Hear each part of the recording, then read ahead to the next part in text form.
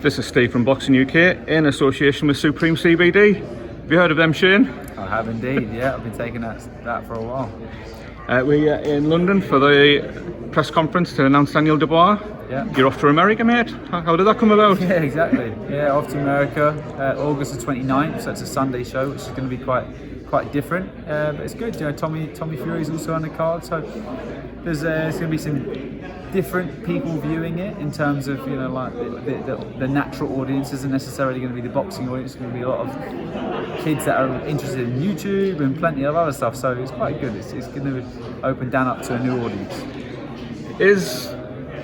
Is going to America going to be an experience and good for him at this stage of his career, Shane?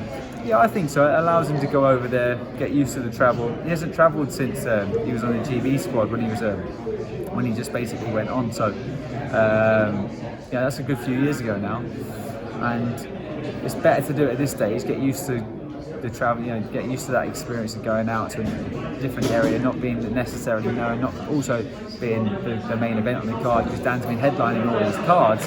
Now he's not necessarily the main event, so it's quite a good experience to go through, and especially at this stage of his career, because he's in the rebuild stage. So I think it's only going to be positive to go out there and experience that. Do you know anything about the guys fighting? Joe Kusamoto, Mado? Yeah, he's got reasonably fast hands. He's got, you know, I think he's like 19 wins and he's got 17 knockouts. So clearly he can bang a bit, but most guys can once they're over, you know, 14 and a half, 15 stone and upwards. So he's got 3 losses on his record, and he hasn't been stopped. So hopefully Dan can be the guy that puts the chink in his armour. Since it was announced on social media, Shane, there's the obvious criticism, or who's this guy, he's fighting, blah blah blah. But the other way, he did come off quite a punishing defeat, didn't he, to Joe Joyce? Is this the perfect rebuild fight, do you think? Well, this is another perfect rebuild fight. You know, he boxed Bogdan Dinu, who's not necessarily the elite, is he? But he also is a good test and a good marker for people. He took Gerald Miller 4 rounds. He took Pulev 7 rounds. He cut Pulev at the fight before Pulev boxed AJ. Gave him a hard night's work, but Dan just absolutely steamrolled him. So this isn't going to be a notable win for Daniel. It's like, you know, once he reflects on his career when he's 50 years of age, he's not going to say, "Oh, that Joe guy in America was the acid test." That's not necessarily the case. This is a case of showcasing him.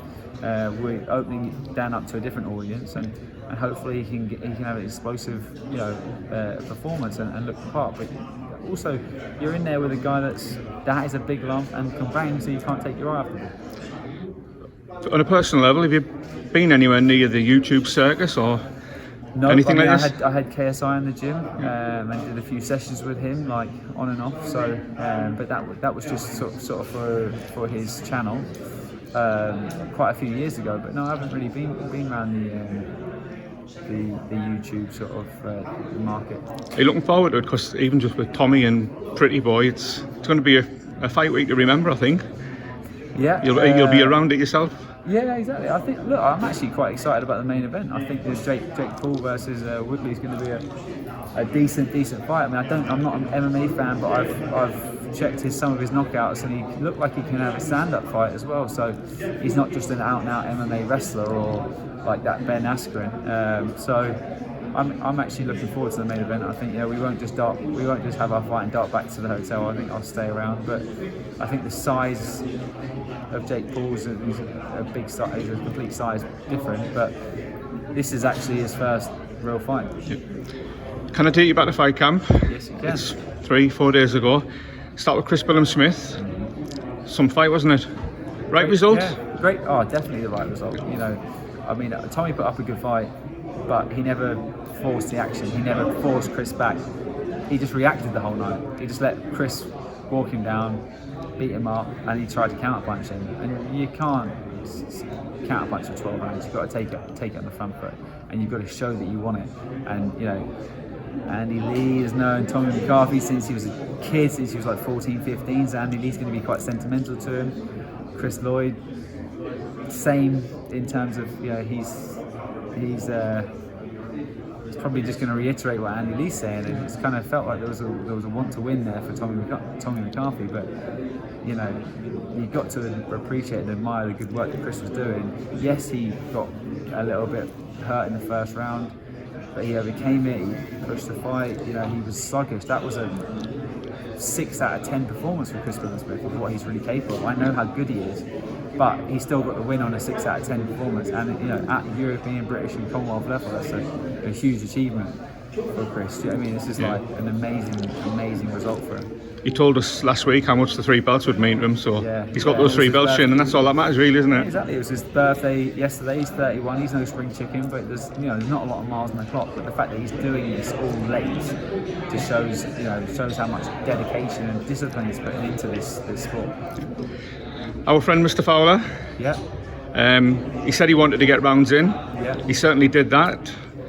To sum up his performance, he was a bit lackluster. I thought he looked sharper as the rounds went on, which actually I think is something that Fowler tends not to do. Yeah. He looks normally really sharp early on, and then he starts getting lazy and going through the motions as the round went on. Whereas actually it was a different scenario. He looked a little bit lackluster. He had him and the missus had a baby on the Sunday. They were in hospital from the Friday, so they had 3 days of being in the hospital. He was up and down. He had changed of opponent. Plenty of things that went on. And he was late for the gym one day.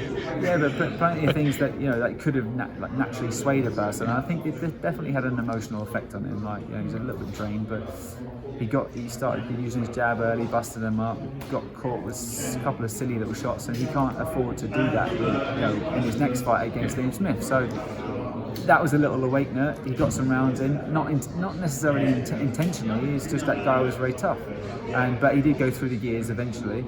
Because he could have gone through the gears way early in the fight and got him out of there, but it was just a bit of a lackluster performance. But I still thought there was some really positives from the fight. He did some things that he hadn't showed yet. He showed them in his gym, but his little bits of head movement, using his feet a lot better. Filling the gaps of feints, not just jabbing and punching. And the problem with Fowler is once he sees a target, he likes to hit it, and he hits it often. But with guys that give you consistent pressure, someone like Liam Smith, he's going to be edging you back, going to be trying to force you to throw because he's going to have a presence there, dip, tuck, do all these pro tricks that he's more than capable of doing. So that's when Fowler has to learn to kill it, learn to slow it down, learn to Is that what you'll be working on, Shane? Yeah, that's it's not going to be rocket science. I mean, if we go out all guns blazing, you're not going to knock out Liam Smith. Yeah, I mean, if he finds a shot and puts him down, or if he finds a shot and hurts him, then that's fantastic. But you can't prepare for that.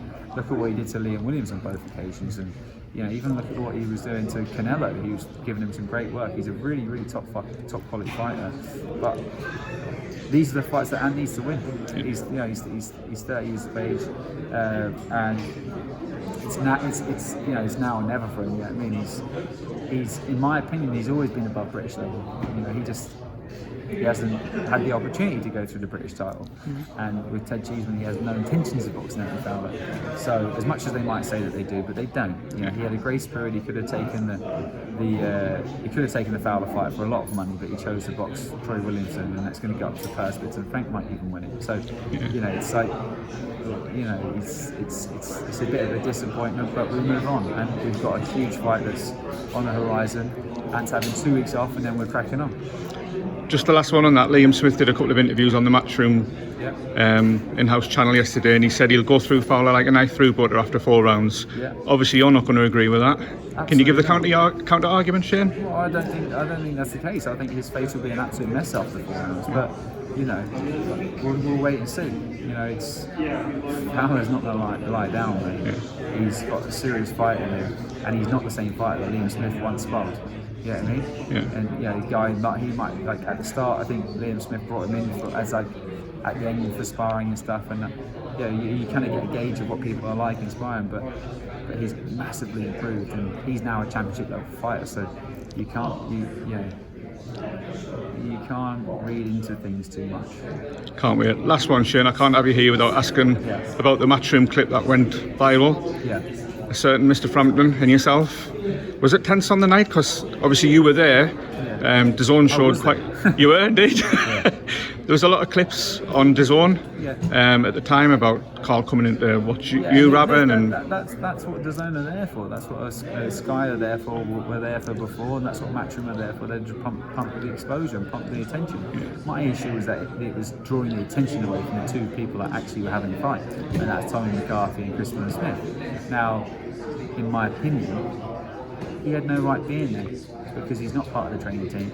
but he chose to fly himself over to hold the spit bucket to try and spike me because he thought that Tommy was going to win and he wanted to be on the winning side. That looks selfish. That looks, like someone's trying to stay relevant, and it's a bit of a disappointment that he couldn't just let Tommy have his moment. And realistically, it all backfired and he looked like an absolute plum. So the joke's on him. There we go. We'll leave it at that, Shane. Perfect. Thank you very much for your time. I'll try and grab a few others now. Shane McGUIGAN, thanks for your time. Take care. Thank you. Nice to speak to you.